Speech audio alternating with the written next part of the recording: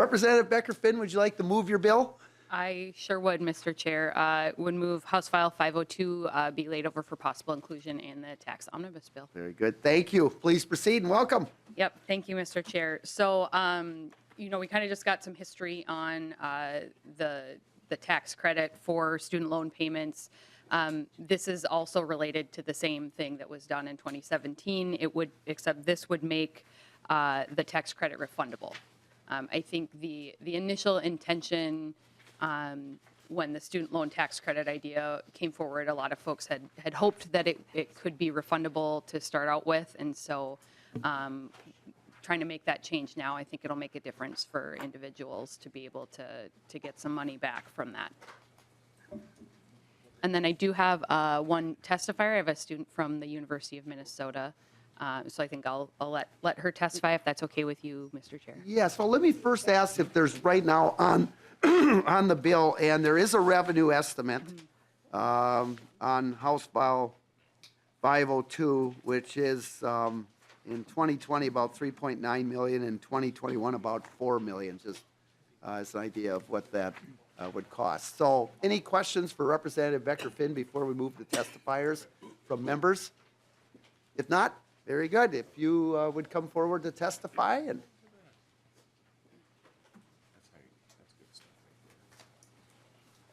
well, good morning. If you would introduce yourself for the committee. Good morning. My name is Catalina Nampa Castro. I'm a student at the University of Minnesota, and I serve as the chair of the Student Senate Consultative Committee. And I'm here kind of in my role as a member of the Student Advisory Council for the Office of Higher Education. Please proceed. I kind of wanted to talk about a little bit about what the experience of having student loans is.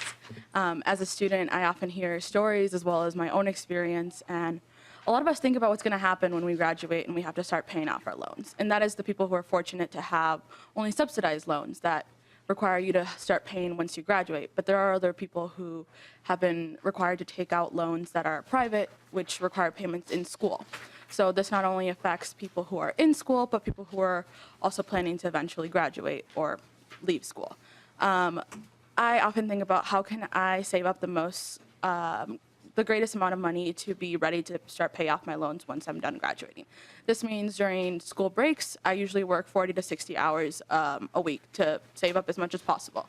Because if I work during the school year, that means that I am losing an hour that I could be studying. So working during school breaks is usually the most convenient option for me. I often hear students talk about what they're doing to save money during food. When they shop for food, because that's usually the most flexible spending. Your housing is usually fixed, as well as your tuition and your books. So food is where students go to. When money is tight, you usually hear about students eating spaghetti and beans. When money gets even more tight, you have to go onto things that aren't as healthy. Our spending is very much there's like a shadow of our debt hanging over us throughout our entire college careers and afterwards. So we constantly think about it in many different ways. Thank you. Any questions for Ms. Nampa Castro?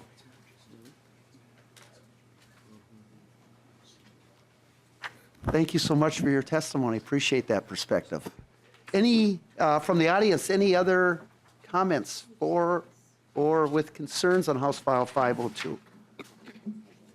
If not, anything else from members? Representative Becker-Finn, any closing comments? Yeah, thank you, Mr. Chair.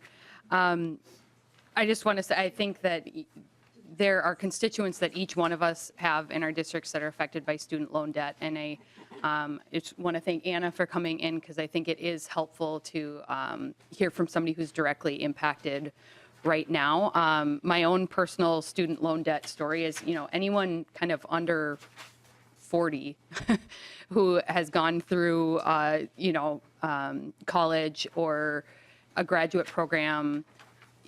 I don't know anyone who's paid outright for school. And if we want people to go to school to be doctors and, attorneys, for better or worse, we do need attorneys.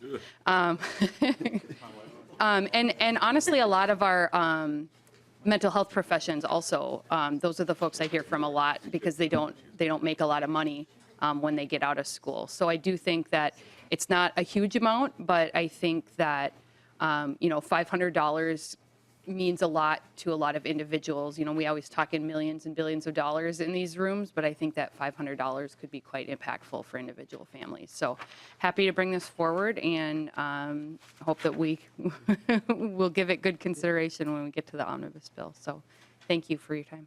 Very good. Thank you so much. Representative Becker-Finn renews her motion to lay over House File 502 for possible inclusion into the tax omnibus bill. Thank you very much.